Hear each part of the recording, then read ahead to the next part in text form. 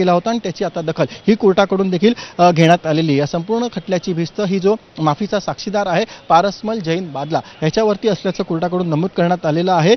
जो निकाल वाचन आहे ते सुरुवात झालेली आहे आणि सध्या घडीची मोठी बातमी आहे की कोर्टाने देखील मान्य केलेलं आहे की राजकीय वैमनस्यातून जो सीबीआयचा आरोप होता तो इकडे कोर्टाकडून देखील कोर्टाने देखील त्याचा उल्लेख केल्याचा आपल्याला आतापर्यंतच्या निकाल वाचनात दिसून येते। अद्याप निकाल वाचन हे सुरू आहे। अद्याप जे दोषी आहेत त्यांना काही शिक्षा झालेली नाहीये। मात्र आपण बघतोय की जो माफीच्या साक्षीदाराचा कबुली जबाब होता पारसमल जैन त्याचा इकडे कोर्टाकडून उल्लेख करण्यात आलेला आहे। जैनला गुन्हे शाखेने मुंब्र्यातून ताब्यात घेतलेलं होतं, मात्र त्याला अटक करण्यात आली नव्हती। त्याच्यावर जवळपास 3 गुन्हे दाखल होते। त्याच्या तपासात त्याच्या चौकशीत जे काही सगळे मुद्दे आले या सगळ्याची दखल सध्या कोर्टाने घेतलेली आहे। त्याचा जो जबाब होता तो या संपूर्ण खटल्याच्या निकालाच्या दृष्टीने अतिशय महत्त्वाचा असल्याचं आपल्याला दिसून येतं। जवळपास 128 साक्षीदारांचे पुरावे आहेत, त्यासोबतच फॉरेन्सिकचे अहवाल आहेत, बॅलिस्टिकचे अहवाल आहेत, त्यासोबतच जे पवनराजे निंबाळकर यांनी त्यांच्या जीवाला धोका असल्याचं जे पत्र हे जिल्हाधिकाऱ्यांनी दिलं होतं या सगळ्याची दखल आता कोर्टाकडून घेतल्याचं आपल्याला दिसून येतंय। तर न्यायमूर्तींनी आणखी काही महत्त्वाच्या गोष्टी सांगितलेल्या आहेत। माफीच्या साक्षीदाराच्या साक्षीवरच खटल्याची भिस्त असल्याचं त्यांनी म्हटलंय। आम्ही 127 साक्षीदारांच्या साक्षी तपासल्यात हे देखील त्यांनी नमूद केलंय। पारसमल जैन हे या खटल्यात माफीचे साक्षीदार आहेत। तर जैन यांना 15 दिवस मारहाण करून जबाब घेतला हे अयोग्य असल्याचं देखील न्यायमूर्तींनी म्हटलंय। माफीच्या साक्षीदाराचे पुरावे विश्वासात घेण्यापलीकडचे आहेत असं देखील न्यायमूर्तींनी म्हटलंय। तपासात समोर आलेल्या बाबींचाही विचार केल्याचं न्यायमूर्तींनी नमूद केलंय। सचिन, आणखी एक महत्त्वाचा मुद्दा जो न्यायमूर्तींनी म्हटलेला आहे की माफीच्या साक्षीदाराचे पुरावे हे विश्वासात घेण्यापलीकडचे आहेत, नेमकं काय म्हणायचंय न्यायमूर्तींना?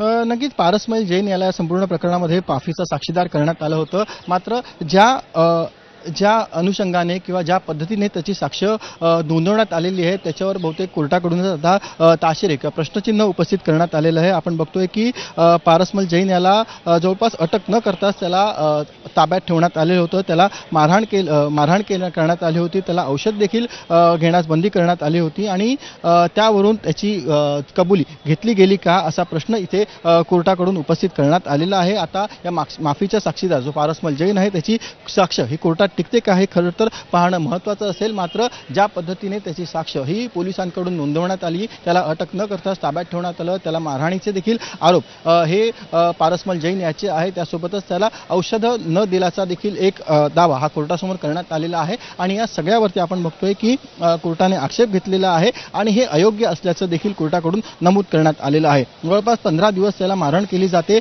आणि मग कबुली जबाब घेतला जातो। या सगळ्यावरती आता कोर्टाकडून एक प्रश्नचिन्ह उपस्थित केलं जात आहे। त्यामुळे आता या जो माफीचा साक्षीदार आहे ज्याच्यावरती या संपूर्ण खटल्याची भिस्त अवलंबून आहे त्याची साक्ष ही कोर्ट ग्राह्य धरते का यावरती खरं तर या निकालाची दिशा ठरणार आहे। मात्र आपण बघतोय की ज्या प्रकाराने त्याची साक्ष घेतली गेली त्यावरती आता कोर्टाकडूनच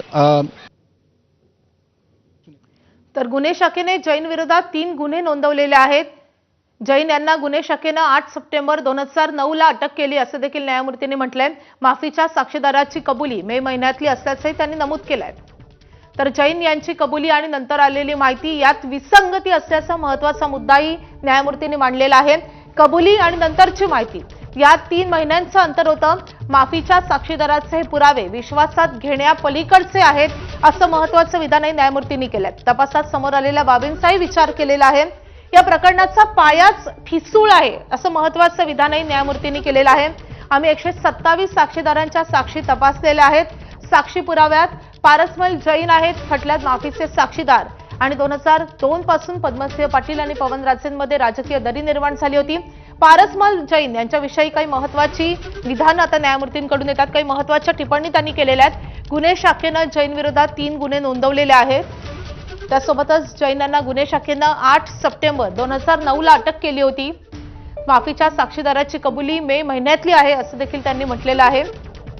तर जैन यांची कबुली आणि नंतर आलेली माहिती यात विसंगती आढळल्याचंही त्यांनी म्हटलंय।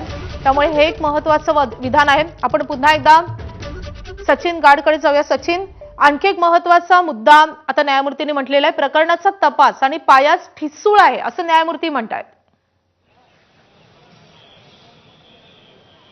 नक्कीच माधुरी ही सगळ्यात ह्या खरं तर कोर्ट आतापर्यंतच्या